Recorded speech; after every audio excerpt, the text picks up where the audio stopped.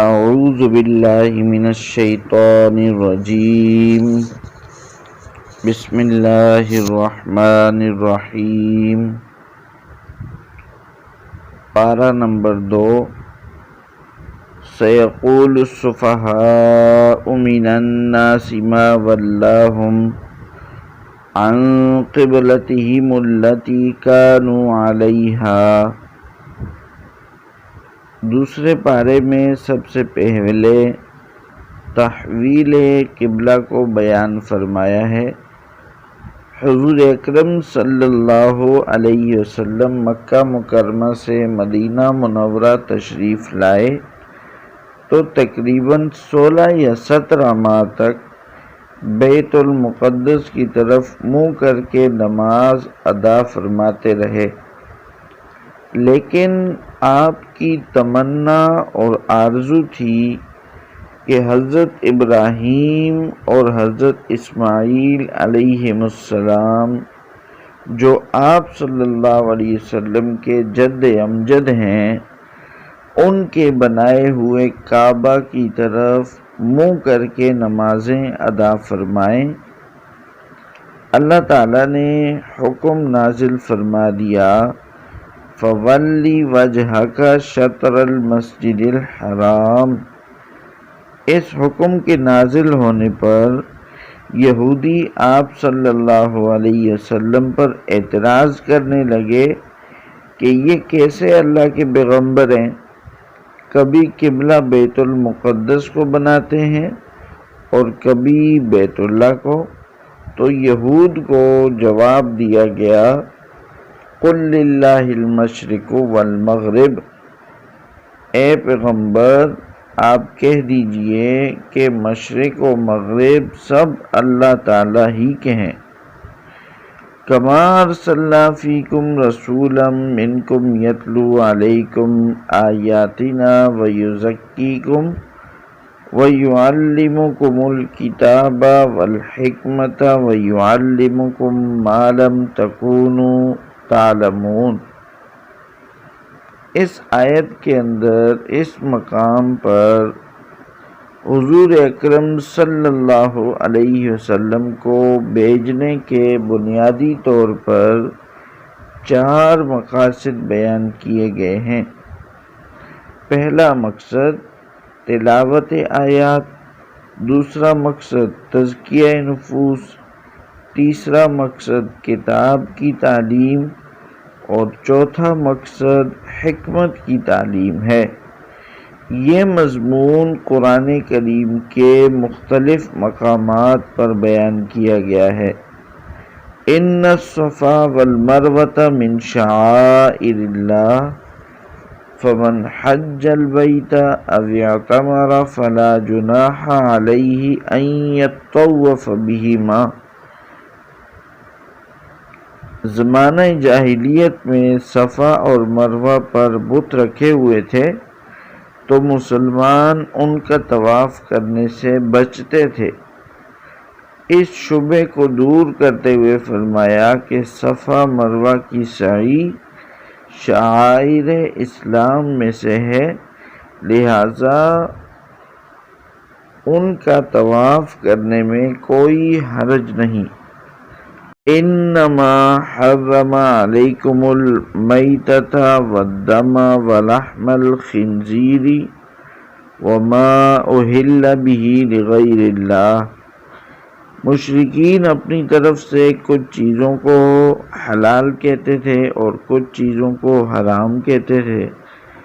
یہاں پر ان کی تردید فرمائی کہ جن چیزوں کو اللہ تعالیٰ نے حرام قرار دیا ہے وہ حرام ہے، اور یہاں 4 چیزوں کا ذکر ہے: مردار، بہنے والا خون، خنزیر اور وہ جانور جس پر غیر اللہ کا نام لیا گیا ہو۔ پھر اس بارے میں اللہ تعالیٰ نے اور بہت سے احکام تفصیل سے بیان فرمائے ہیں۔ وَلَكُمْ فِي الْقِصَاصِ حَيَاةٌ يَا أُولِي الْأَلْبَابِ لَعَلَّكُمْ تُفْلِحُونَ۔ اگر قصاص کے مسئلے پر عمل درآمد ہو تو آپ یقین فرمائیں کہ اس میں قاتل اور مقتول دونوں کی زندگی ہے، اس طرح کہ جب قاتل کو اپنی سزا کا یقین ہوگا تو وہ قتل کرنے سے گریز کرے گا، اس سے مقتول بھی بچ جائے گا اور قاتل بھی۔ وصیت کا حکم۔ کتب علیکم اذا حضر احدکم الموت ان ترک خیرا الوصیۃ للوالدین والاقربین بالمعروف حقا علی المتقین۔ اس آیت میں وصیت کا حکم بیان کیا گیا ہے کہ فوت ہونے والا اپنی وفات سے پہلے اپنے والدین اور دیگر رشتہ داروں کے لیے وصیت کرے کہ کس کو کتنا حصہ ملنا ہے۔ اس آیت کے نزول سے پہلے ورثاء کے حصے متعین نہیں تھے اور مرنے والے کا سارا ترکہ اس کے لڑکوں کو ملتا تھا، اس لیے اس آیت میں والدین اور دوسرے رشتہ داروں کے لیے وصیت کرنے کا حکم دیا ہے۔ پھر جب سورۃ النساء میں اللہ تعالیٰ نے تمام ورثاء کے میراث میں حصے متعین فرما دیے تو اب اس آیت میں مذکور وصیت کی فرضیت باقی نہیں رہی۔ ہاں، البتہ اب بھی کوئی شخص ورثاء کے علاوہ کسی اور کے لیے اپنے مال کے 1/3 حصے کی وصیت کر سکتا ہے۔ روزے کی فرضیت۔ یا ایھا الذین آمنوا کتب علیکم الصیام کما کتب علی الذین من قبلکم لعلکم تتقون۔ یہاں روزے کی فرضیت اور روزے کے احکام و مسائل کو تفصیل سے بیان فرمایا ہے۔ روزہ دین اسلام کے بنیادی ارکان میں سے ایک اہم رکن ہے۔ یہ ایسی عبادت ہے جو تمام شرائع سابقہ میں بھی مشروع رہی ہے، صرف امت محمدیہ صلی اللہ علیہ وسلم کے ساتھ خاص نہیں۔ روزے کی شرعی تعریف یہ ہے: روزے کی نیت کے ساتھ صبح صادق سے لے کر غروب آفتاب تک کھانے پینے اور جماع سے رکنا۔ اگر کسی نے غروب آفتاب سے 1 منٹ بھی پہلے افطار کر لیا تو روزہ نہیں ہوگا۔ روزہ ایسی عبادت ہے کہ بندہ اس کی وجہ سے جلدی تقویٰ کی نعمت حاصل کر لیتا ہے۔ پھر مسافر اور مریض کے لیے رمضان کے روزوں اور فدیے کے متعلق احکام بیان فرمائے۔ ماہ رمضان کی فضیلت۔ شہر رمضان الذی انزل فیہ القرآن ھدی للناس وبینات من الھدی والفرقان۔ رمضان المبارک میں جہاں روزے فرض ہیں وہیں اس کی ایک فضیلت یہ بھی ہے کہ قرآن کریم اس ماہ مبارک میں نازل کیا گیا۔ دن کو مومن روزہ رکھتا ہے اور رات کو قاری قرآن اور حافظ قرآن 20 رکعت تراویح میں قرآن کریم کی تلاوت کرتا ہے۔ غیر حافظ قرآن کریم کی سماعت کرتا ہے۔ اس لیے اس ماہ مبارک میں زیادہ سے زیادہ قرآن کریم کی تلاوت کا اہتمام کرنا چاہیے۔ شفقت خداوندی۔ وَإِذَا سَأَلَكَ عِبَادِي عَنِّي فَإِنِّي قَرِيبٌ أُجِيبُ دَعْوَةَ الدَّاعِ إِذَا دَعَانِ فَلْيَسْتَجِيبُوا لِي وَلْيُؤْمِنُوا بِي لَعَلَّهُمْ يَرْشُدُونَ۔ گزشتہ آیات میں روزے کا ذکر تھا، اس آیت کے بعد پھر روزے اور اعتکاف کا ذکر ہوگا۔ تو اس آیت میں اللہ تعالیٰ اپنی شفقت اور مہربانی کا تذکرہ فرما رہے ہیں کہ اے میرے بندو، میں نے جو تمہیں احکامات عطا فرمائے ہیں، اگر ان کی تعمیل کرنے میں تھوڑی بہت مشقت بھی محسوس ہو تو کوئی بات نہیں، میں تمہارے بہت ہی قریب ہوں، مجھ سے مانگو، میں دعا کو قبول کرتا ہوں۔ اللہ تعالیٰ قریب ہیں۔ اس سے معلوم ہوا کہ دعا آہستہ مانگنی چاہیے۔ یہ بھی معلوم ہوا کہ اللہ تعالیٰ فقط عرش پر نہیں بلکہ ہر جگہ بلا مکان موجود ہیں۔ اس آیت سے اشارتاً معلوم ہو رہا ہے کہ روزے کے بعد خصوصاً افطار کے وقت دعا قبول ہوتی ہے، لہٰذا اس وقت دعا کا خوب اہتمام کرنا چاہیے۔ اعتکاف کا بیان۔ وَأَنْتُمْ عَاكِفُونَ فِي الْمَسَاجِدِ تِلْكَ حُدُودُ اللَّهِ فَلَا تَقْرَبُوهَا۔ رمضان المبارک کے آخری عشرے میں اعتکاف سنت مؤکدہ علی الکفایہ ہے۔ مرد حضرات ایسی مساجد میں اعتکاف کریں جس میں نماز باجماعت ہوتی ہو، جبکہ خواتین اپنے گھروں میں مخصوص جگہوں میں اعتکاف کریں۔ چاند کا فائدہ۔ یسألونک عن الأہلہ قل ہی مواقیت للناس والحج۔ چاند سے اسلامی تاریخ معلوم ہوتی ہے اور اس کے علاوہ اس کے ذریعے سے عبادات یعنی حج، روزہ اور عدت کی مدت کے علاوہ دیگر معاملات اور معاہدوں کی میعاد مقررہ کا پتہ بھی چلتا ہے۔ جہاد اور قتال۔ وَقَاتِلُوا فِي سَبِيلِ اللَّهِ الَّذِينَ يُقَاتِلُونَكُمْ وَلَا تَعْتَدُوا إِنَّ اللَّهَ لَا يُحِبُّ الْمُعْتَدِينَ۔ جہاد کا مسئلہ بیان فرمایا۔ جہاد فرض ہے اور اس کا مقصد اعلاء کلمت اللہ ہے۔ جہاد قیامت تک جاری اور ساری رہے گا۔ یہاں یہ بات ذہن نشین فرما لیں کہ شریعت کی اصطلاح میں جہاد نام ہے قتال فی سبیل اللہ کا۔ اگر کسی اور حکم شرعی پر جہاد کے لفظ کا استعمال ہوا ہے تو وہ لغت کے اعتبار سے شریعت کی اصطلاح نہیں ہے۔ اللہ تعالیٰ نے مجاہدین کو دیگر تمام اعمال کرنے والوں پر فضیلت عطا فرمائی ہے۔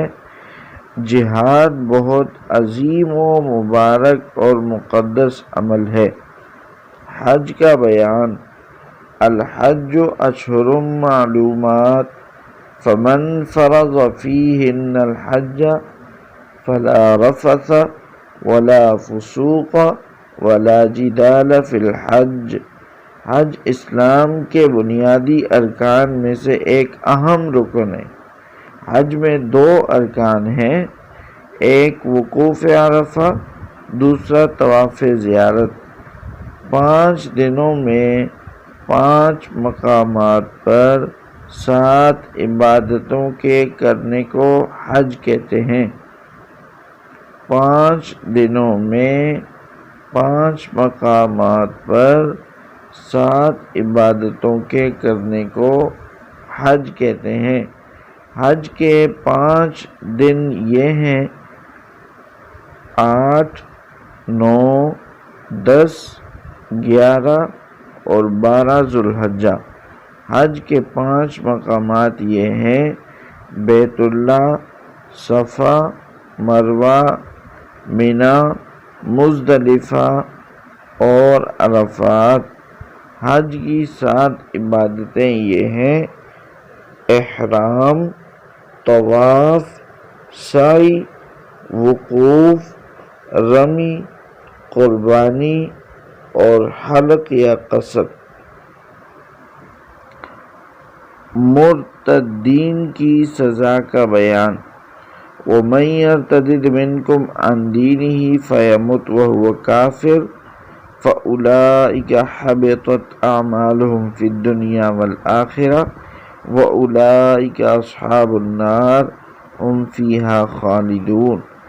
پھر مرتدین کی سزا کو بیان فرمایا کہ جو شخص مومن ہے اور پھر وہ ایمان کو چھوڑ کر مرتد ہو جاتا ہے، اگر وہ سمجھانے کے باوجود باز نہ آئے تو اس کے سارے اعمال ضائع ہو جاتے ہیں اور وہ قتل اور ہمیشہ کے لیے جہنم کا مستحق ہو جاتا ہے۔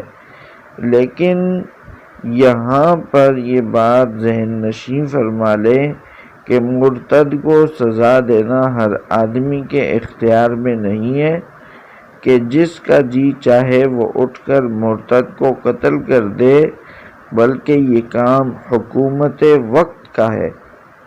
حالت حیض میں جماع کا حکم۔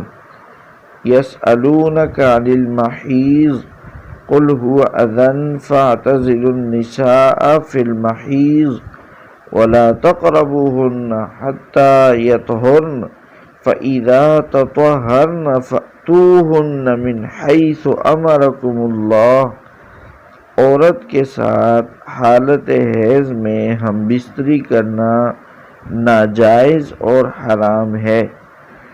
یہاں یہ بات ذہن نشین فرما لیں کہ عورت کو ہر ماہ ماہواری کا جو خون آتا ہے اس کو حیض کا خون کہتے ہیں، اور بچے کی ولادت کے بعد جو خون آتا ہے اس کو نفاس کا خون کہتے ہیں۔ قرآن کریم میں حالت حیض میں بیوی کے ساتھ ہم بستر ہونے کو منع فرمایا۔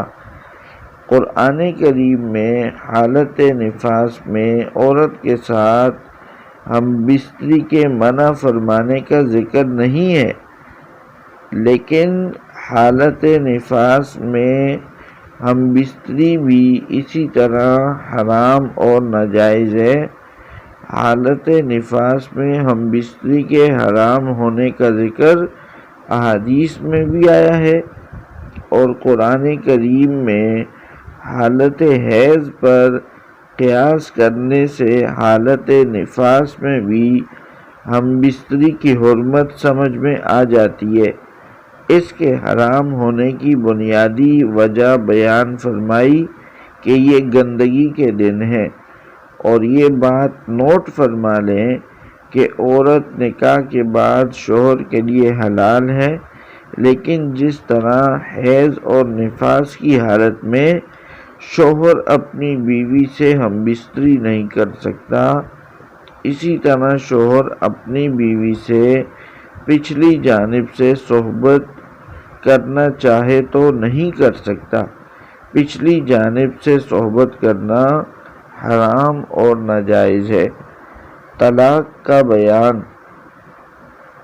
الطلاق مرتان فإمساک بمعروف أو تسریح بإحسان۔ طلاق کے مسئلہ کی تفصیلات بیان فرمائی ہیں۔ طلاق کے بارے میں ذہن نشین فرما لیں کہ ایک طلاق دی تو ایک واقع ہوگی، دو طلاقیں دیں تو دونوں واقع ہوں گی۔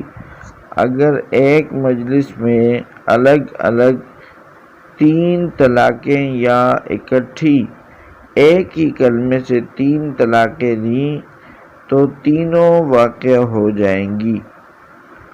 رضاعت کا بیان۔ والوالدات یرضعن اولادہن حولین کاملین لمن اراد ان یتم الرضاعہ۔ پھر بچے کے دودھ پینے کا مسئلہ بیان کیا کہ 2 سال تک مائیں اپنے بچوں کو دودھ پلائیں۔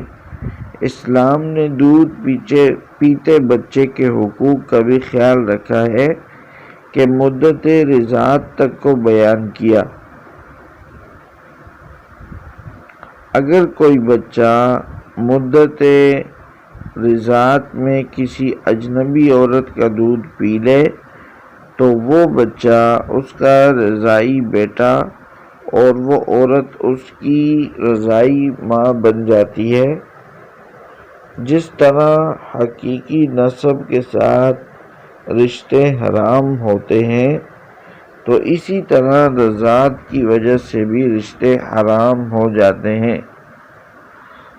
لیکن جب بھی ایسی کوئی صورت پیش آئے تو اپنے علماء سے اس کی تفصیل معلوم کر لینی چاہیے۔ عدت کا مسئلہ، والذین یتوفون منکم ویذرون ازواجا یتربصن بانفسہن اربعۃ اشہر وعشرا۔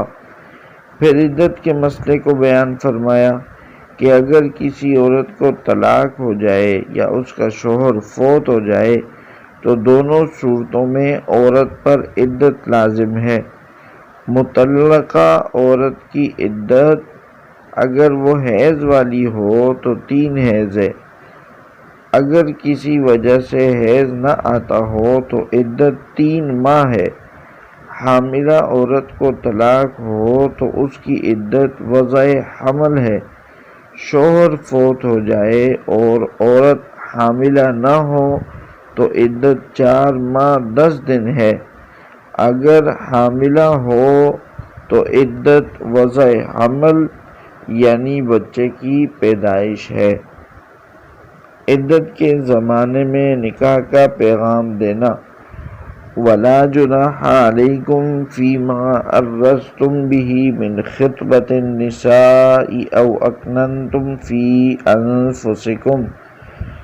اگر کوئی عورت عدت میں ہو تو اسے واضح لفظوں میں پیغام نکاح دینا درست نہیں، البتہ اشارتاً یا کنایتاً نکاح کا پیغام دیا جا سکتا ہے، لیکن اس سے پختہ وعدہ نہ لیا جائے۔